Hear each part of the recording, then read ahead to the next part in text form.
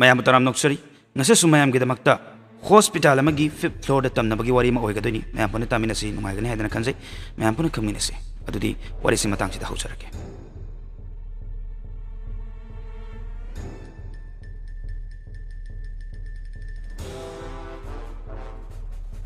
ꯑꯩꯈꯣꯏ ꯃꯤꯑꯣꯏꯕ ꯃꯌꯥꯝꯅ ꯈꯟꯅꯩ ꯑꯁꯤꯕꯁꯦ ꯃꯣꯡꯐꯝꯗ ꯂꯩ ꯍꯥꯏꯗꯅ ꯃꯣꯡꯐꯝꯗ ꯐꯨꯝꯈꯤꯕ ꯅꯠꯇ꯭ꯔꯒꯅ ꯃꯩ ꯊꯥꯈꯤꯕ ꯍꯥꯏꯗꯅ ꯑꯌꯥꯝꯕꯅ ꯈꯟꯅꯩ ꯆꯨꯝꯃꯤ ꯑꯁꯤꯕꯗꯤ ꯃꯣꯡꯐꯝꯗ ꯂꯩꯕ ꯇꯥꯕꯅꯤ ꯑꯗꯨꯕꯨ ꯃꯗꯨꯗ ꯈꯛ ꯅꯠꯇꯦ ꯂꯩꯔꯤꯁꯤ ꯑꯁꯤꯕ ꯈꯔꯗꯤ ꯍꯣꯁꯄꯤꯇꯥꯜꯗ ꯂꯩ ꯀꯃꯥꯏꯅꯅꯣ ꯍꯥꯏꯕꯗ ꯃꯤꯑꯣꯏ ꯈꯔꯗꯤ ꯅꯥꯔꯦ ꯍꯥꯏꯗꯅ ꯄꯨꯈꯠꯂꯛꯄꯗ ꯂꯩꯈꯤꯗꯕ ꯃꯁꯤꯡ ꯀꯌꯥꯅꯤ ꯃꯈꯣꯏꯒꯤ ꯊꯋꯥꯏ ꯃꯇꯝ ꯈꯔ ꯅꯠꯇ꯭ꯔꯒꯅ ꯃꯇꯝ ꯈꯔꯗꯤ ꯄꯨꯡ ꯈꯔ ꯍꯥꯏꯕ ꯇꯥꯔꯦ ꯍꯣꯁꯄꯤꯇꯥꯜꯗ ꯂꯩꯒꯗꯣꯏꯅꯤ ꯃꯣꯛꯇ ꯊꯝꯒꯗꯣꯏꯅꯤ ꯑꯗꯨꯅ ꯑꯌꯥꯝꯕ ꯊꯋꯥꯏ ꯅꯠꯇ꯭ꯔꯒꯅ ꯑꯁꯤꯕꯗꯤ ꯍꯣꯁꯄꯤꯇꯥꯜꯗ ꯂꯩ ꯍꯥꯏꯕꯁꯦ ꯑꯆꯨꯝꯕꯅꯤ ꯑꯩꯈꯣꯏꯅ ꯈꯪꯗꯕ ꯇꯥꯗ꯭ꯔꯤꯕ ꯍꯣꯁꯄꯤꯇꯥꯜ ꯀꯌꯥꯅꯤ ꯃꯈꯣꯏꯒꯤ ꯃꯔꯛꯇ ꯈꯔꯗꯤ ꯇꯝꯅꯕꯅ ꯂꯩꯕ ꯉꯝꯗꯦ ꯍꯥꯏꯗꯅ ꯉꯥꯡꯅꯕ ꯀꯌꯥ ꯑꯃꯅꯤ ꯍꯣꯁꯄꯤꯇꯥꯜ ꯑꯃꯁꯨ ꯂꯩꯔꯤ ꯃꯃꯤꯡ ꯑꯃꯗꯤ ꯃꯐꯝꯗꯤ ꯄꯟꯖꯔꯔꯣꯏꯒꯦ ꯃꯐꯝꯁꯤꯗꯤ ꯌꯥꯝꯅ ꯍꯣꯟꯇꯦꯗ ꯑꯣꯏ ꯍꯥꯏꯗꯅ ꯍꯥꯏꯅꯔꯤ ꯈꯪꯅꯔꯤ ꯍꯣꯁꯄꯤꯇꯥꯜꯗꯨꯒꯤ ꯑꯇꯩ ꯖꯒꯥ ꯑꯃ ꯅꯠꯇꯕ ꯃꯥꯒꯤ 5ꯁꯨꯕ ꯐ꯭ꯂꯣꯔꯗꯨꯒꯤ ꯀꯥ ꯍꯦꯟꯅ ꯇꯝꯊꯤꯕ ꯐ꯭ꯂꯣꯔꯅꯤ ꯍꯥꯏꯗꯅ ꯍꯥꯏꯅꯩ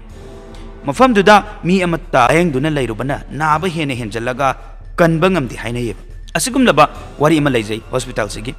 ꯄꯟꯈꯤꯕ ꯍꯣꯁꯄꯤꯇꯥꯜꯁꯤꯗ ꯔꯦꯁꯃꯤ ꯀꯧꯕ ꯅꯍꯥ ꯑꯃꯈꯛ ꯊꯕꯛ ꯆꯪꯂꯝꯈꯤ ꯃꯍꯥꯛꯇꯤ ꯃꯐꯝꯁꯤꯗ ꯀꯔꯤ ꯊꯣꯛꯏ ꯍꯥꯏꯕꯒꯤ ꯋꯥꯔꯤ ꯑꯃꯠꯇ ꯈꯪꯕ ꯅꯠꯇꯦ ꯃꯤꯅ ꯃꯐꯝꯁꯤꯒꯤ ꯃꯔꯝꯗ ꯀꯔꯤ ꯉꯥꯡꯅꯩ ꯍꯥꯏꯕꯁꯨ ꯑꯃꯠꯇ ꯈꯪꯕ ꯅꯠꯆꯗꯦ ꯑꯗꯨꯕꯨ ꯈꯨꯗꯣꯡꯊꯤꯕ ꯊꯧꯗꯣꯛ ꯑꯃ ꯃꯥꯌꯣꯛꯅꯔꯛꯀꯗꯧꯔꯤ ꯑꯗꯨꯅ ꯀꯃꯥꯏꯅ ꯇꯧꯕꯅꯣ ꯀꯔꯤ ꯂꯩ ꯍꯥꯏꯕꯗꯨꯗꯤ ꯉꯁꯤ ꯈꯪꯃꯤꯟꯅꯗꯣꯏꯅꯤꯀꯣ ꯋꯥꯔꯤꯁꯤꯗ ꯍꯥꯏꯔꯤꯕ 5ꯁꯨꯕ ꯐ꯭ꯂꯣꯔꯗ ꯂꯥꯌꯦꯡꯉꯒꯗꯤ ꯍꯤꯡꯕ ꯉꯝꯗꯦꯕ ꯍꯥꯏꯔꯤꯁꯤ ꯁꯨꯞꯅꯇꯒꯤ ꯀꯣꯏꯟꯁꯤꯗꯦꯟꯁ ꯑꯣꯏꯒꯗꯣꯏꯔꯥ ꯅꯠꯇ꯭ꯔꯒꯅ ꯇꯁꯦꯡꯅ ꯃꯐꯝꯁꯤ ꯇꯝꯅꯔꯤꯔꯥ ꯍꯥꯏꯕꯗꯣ ꯃꯗꯨꯅꯤ ꯑꯩꯈꯣꯏꯅ ꯉꯁꯤ ꯈꯪꯃꯤꯟꯅꯒꯗꯣꯏꯁꯤ ꯃꯁꯤ ꯑꯁꯦꯡꯕ ꯊꯣꯛꯈꯤꯕ ꯊꯧꯗꯣꯛ ꯑꯃꯅꯦꯕ ꯃꯌꯥꯝ ꯄꯨꯟꯅ ꯋꯥꯔꯤꯁꯦ ꯀꯃꯥꯏꯅ ꯇꯧꯕꯒꯦ ꯍꯥꯏꯕꯗꯣ ꯄꯨꯟꯅ ꯇꯥꯃꯤꯟꯅꯁꯦꯕ ꯑꯩ ꯑꯗꯨꯝ ꯂꯤꯖꯔꯛꯀꯦ ꯁꯣꯏꯈꯤꯕ ꯂꯥꯟꯈꯤꯕ ꯌꯥꯎꯔꯒꯁꯨ ꯃꯌꯥꯝꯅ ꯑꯗꯨꯝ ꯉꯥꯛꯄꯤꯌꯨ ꯍꯥꯏꯔꯤꯕ ꯍꯣꯁꯄꯤꯇꯥꯜꯁꯤꯒꯤ ꯋꯥꯔꯤ ꯂꯤꯔꯛꯄ ꯃꯇꯝꯗ ꯋꯥꯔꯤꯁꯤꯕꯨ ꯇꯥꯈ꯭ꯔꯕ ꯅꯠꯇ꯭ꯔꯒꯅ ꯍꯥꯟꯅ ꯈꯪꯕ ꯑꯣꯏꯕ ꯇꯥꯔꯒꯗꯤ ꯍꯣꯁꯄꯤꯇꯥꯜꯗꯨ ꯈꯪꯉꯝꯕꯁꯨ ꯌꯥꯏ ꯊꯑꯣꯏꯅ ꯃꯤꯡꯗꯤ ꯄꯟꯖꯔꯔꯣꯏꯒꯦ ꯍꯣꯁꯄꯤꯇꯥꯜꯁꯤꯒꯤ ꯈꯪꯗꯕ ꯍꯥꯏꯕ ꯇꯥꯔꯦꯀꯣ ꯋꯥꯔꯤ ꯈꯔ ꯇꯥꯃꯤꯟꯅꯁꯦ ꯍꯧꯖꯤꯛ ꯔꯦꯁꯃꯤ ꯍꯥꯏꯔꯤꯕ ꯅꯨꯄꯤꯁꯦ ꯅꯍꯥꯅꯤ ꯃꯉꯣꯟꯗ ꯅꯍꯥ ꯑꯃ ꯑꯣꯏꯕꯒꯤ ꯇꯧꯕ ꯌꯥꯕ ꯍꯣꯠꯅꯕꯒꯤ ꯃꯇꯝ ꯑꯃꯁꯨ ꯑꯣꯏꯔꯤ ꯍꯣꯠꯅꯕꯁꯨ ꯀꯟꯖꯩ ꯑꯗꯨꯕꯨ ꯃꯍꯥꯛꯀꯤ ꯍꯩꯁꯤꯡꯕꯁꯦ ꯃꯥꯒꯤꯗꯤ ꯃꯀꯣꯛ ꯑꯣꯏꯔꯤꯕ ꯑꯣꯖꯥ ꯍꯥꯏꯒꯗ꯭ꯔꯥ ꯃꯍꯥꯛꯅꯗꯤ ꯀꯩꯝꯇ ꯍꯩꯇꯕ ꯀꯩꯝꯇ ꯈꯪꯗꯕ ꯑꯃꯒꯨꯝꯅ ꯇ꯭ꯔꯤꯠ ꯇꯧꯕꯤꯌꯦꯕ ꯈꯪꯕꯤꯗꯦꯕ ꯑꯗꯨꯅ ꯔꯦꯁꯃꯤ ꯅꯨꯡꯉꯥꯏꯇꯕ ꯄꯣꯛꯇꯨꯅ ꯑꯩꯅ ꯍꯩꯖꯕꯁꯦ ꯑꯝꯇꯪꯗꯤ ꯈꯪꯍꯟꯅꯤꯡꯉꯦꯅ ꯈꯠꯂꯒ ꯃꯥꯁꯦ ꯍꯣꯠꯅꯕꯅꯦꯕ ꯑꯗꯨꯁꯨ ꯑꯌꯨꯛ ꯅꯨꯡꯊꯤꯜ ꯅꯨꯡꯗꯥꯡ ꯈꯪꯗꯕ ꯃꯈꯩ ꯍꯣꯠꯅꯔꯤꯅꯤꯀꯣ ꯃꯍꯥꯛ ꯗꯦ ꯑꯃꯗꯤ ꯅꯥꯏꯠ ꯃꯊꯧ ꯇꯧꯔꯒ ꯂꯩꯖꯩ ꯑꯗꯨꯕꯨ ꯗ꯭ꯌꯨꯇꯤꯅꯤ ꯍꯥꯏꯗꯅ ꯍꯣꯁꯄꯤꯇꯥꯜ ꯑꯗꯨꯗ ꯂꯩꯔꯤꯕ ꯃꯍꯥꯛꯅ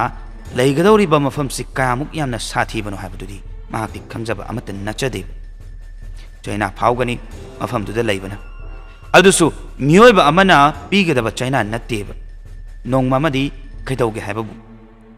ꯃꯍꯥꯛꯅ ꯃꯇꯣꯟꯗ ꯄꯦꯄꯔ ꯋꯥꯛ ꯇꯧꯔꯒ ꯂꯩꯔꯤꯉꯩꯗꯅꯤ ꯃꯤ ꯄꯥꯛꯅ ꯂꯩꯕ ꯑꯣꯏꯗ꯭ꯔꯦ ꯃꯇꯝꯗꯨꯗ ꯍꯥꯏꯕꯗꯤ ꯑꯍꯤꯡꯒꯤ ꯃꯇꯝ ꯑꯣꯏꯒꯗꯣꯏꯅꯤꯀꯣ ꯅꯨꯄꯤ ꯑꯃꯈꯛ ꯍꯣꯁꯄꯤꯇꯥꯜ ꯑꯗꯨꯗ ꯈꯣꯡ ꯊꯥꯡꯖꯤꯜꯂꯛꯈꯤ ꯑꯗꯨꯁꯨ ꯌꯥꯝꯅ ꯑꯅꯥꯕ ꯑꯃꯒꯤ ꯁꯛꯐꯝꯗ ꯑꯇꯩꯗ ꯍꯥꯏꯗꯣꯛꯇꯅ ꯔꯦꯁꯃꯤꯒꯤ ꯃꯅꯥꯛꯇ ꯂꯥꯛꯈꯤ ꯑꯗꯨꯒ ꯂꯥꯎ ꯈꯣꯡꯗꯨꯅ ꯑꯩ ꯄꯨꯛꯁꯤ ꯌꯥꯝꯅ ꯅꯥꯔꯦ ꯈꯥꯡꯕ ꯉꯝꯗ꯭ꯔꯦ ꯎꯄꯥꯏ ꯑꯃꯠꯇꯗꯤ ꯇꯧꯔꯒ ꯑꯩꯁꯦ ꯀꯩꯗꯧꯒꯗꯕꯅꯣ ꯑꯝꯇ ꯌꯦꯡꯕꯤꯌꯨ ꯍꯥꯏꯗꯅ ꯑꯩ ꯌꯥꯝ ꯋꯥꯔꯦ ꯍꯥꯏꯗꯅ ꯍꯥꯏꯔꯝꯈꯤ ꯄꯥꯈꯠꯂꯒ ꯍꯥꯏꯇꯥꯔꯦꯀꯣ ꯑꯍꯤꯡꯁꯤꯗ ꯑꯩ ꯑꯇꯣꯞꯄ ꯍꯣꯁꯄꯤꯇꯥꯜꯗꯁꯨ ꯆꯠꯇꯨꯅ ꯌꯦꯡꯉꯨꯔꯦ ꯑꯗꯨꯕꯨ ꯗꯣꯛꯇꯔ ꯑꯃꯠꯇꯗꯤ ꯂꯩꯔꯝꯗꯦ ꯑꯗꯨꯅ ꯃꯐꯝꯁꯤꯗ ꯂꯥꯛꯄꯅꯤ ꯍꯥꯏꯔꯛꯈꯤ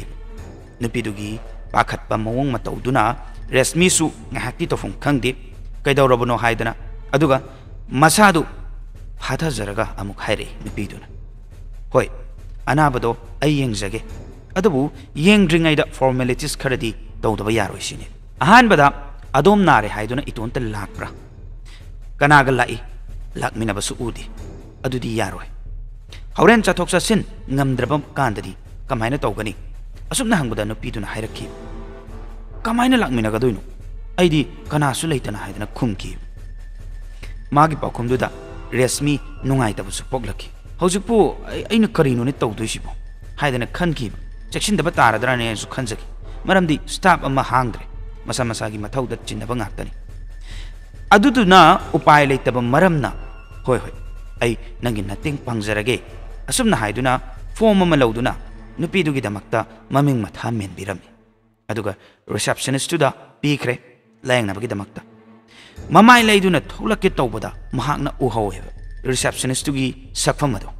मंगोंदा यामना ngakna yengakpa haiba tare ko adumnaba mit yengniba mahakna karino haina khalleba adubu amuksu patient amagi form mana melubudo adugini na khanduye aduga mahakna punamak matonda tawdoru habase magi mathaki mising na khang adi mahakpu ngangbi basu yaina khalleba adubu asomdadi anaba nupidusu China helakpagumna fibam sokselakpa maramna haiba tare layengna haina masu laeba अदुगा मथक्ता लैबा मंगा सुब floor दुदा lying बिरगे हाइदुना पुखतलगा काखतकी अदुमाइना खल्लेको मंगोंदा मंगा सुब floor दुदा यामना चटनिंगबा अमदी नुपीदुबु lying बिबा यामना पामलुरबा माले अदुगा मथक्तदी कना अमता कारगा treatment तौनदबा मरमना कना सु खंगरोय हाइदना खनखिबनी तौबबुदी रेशमीना मफम दुदा मिनौ ओइरिङै वखलदा खनजानबदी पोखिबा लैको मी मयाम सिना floor अहानबा अनी सुबा अहुम सुबा अमदी मरी सुबा फाव सीजने अदुगा इहांग हांगबा मंगा सुबा फ्लोर अमगा लैना लैना करिगी अहांगबा मफम अदु सीजन अद्रिबनो हायदन इक्विपमेंट सिंग लायंग बदा चंगबा खुचु खुलाई मथक्ता थमदबा नते थमिनी अदुबु असिगुमदबा वखल मयाम सो हौजिक्ति महा काउख्रेब लायंग उनी हायदुना कारक्तुना मंगा सुबा फ्लोर दा मखोंग थांजिलके महाकना खोंग हेक थांजिनबगा अंगकप फावके मरमदी मयामना सेजनद्रबा चंगनद्रबा फ्लोर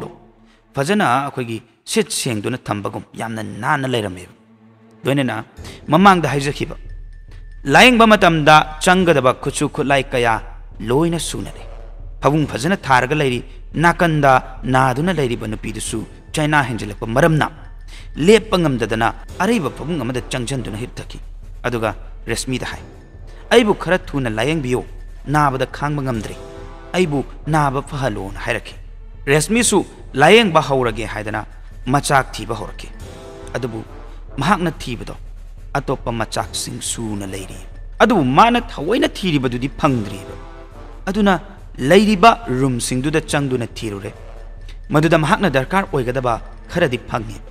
नुपीदुगी मनाक्ता पुरखि अदुबु माना बेडतुदा येंगबा मतमददि ngasagi hip hauba nupidu leiramkhidi